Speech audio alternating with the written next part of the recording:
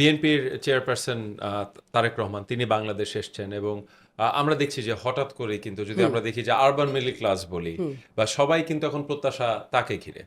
আমি এই কথাটা আসছি যে পরিবর্তনের জায়গাটা থেকে, যে আমরা যখন তাকে দেখছি যে সাবেক প্রধানমন্ত্রী খালেদা জিয়া তার জানাজায় তিনি যখন কথা বলছেন সেখানে কোনো হিংসা নেই, সেখানে কোনো বিদ্বেষ নেই। এমনকি তিনি যে জনসভায় অংশ নিয়েছিলেন দেশে ফিরে এসে, সেখানেও কিন্তু তিনি কোনো প্রতিহিংসার কথা বলেননি।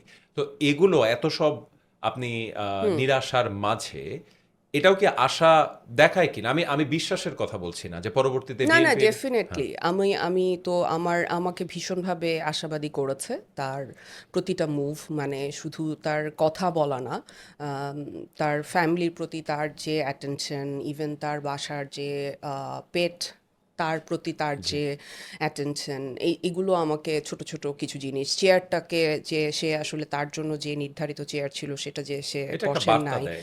হ্যাঁ, সো এগুলো আমাকে আমার অবশ্যই আমাকে আশাবাদী করেছে যে আচ্ছা, কিছু একটা নতুন হয়তো আমরা দেখতে যাচ্ছি সামনে। আর আমি খুবই ব্যক্তিগতভাবে আসলে আশাবাদী নারীদের অবস্থান নিয়ে, আহ, যদি বিএনপি ইলেক্টেড হয় আর কি। জি। আহ, একটা কারণ হচ্ছে সে একটা মেয়ের বাবা। সো এইটা আমার কাছে মনে হয়েছে যে এটা খুব ইম্পর্ট্যান্ট একটা ফ্যাক্টর হবে, মানে কারণ আম, একটা মেয়ের বাবা, সে কিভাবে আসলে সমাজটাকে দেখতে চাইবে।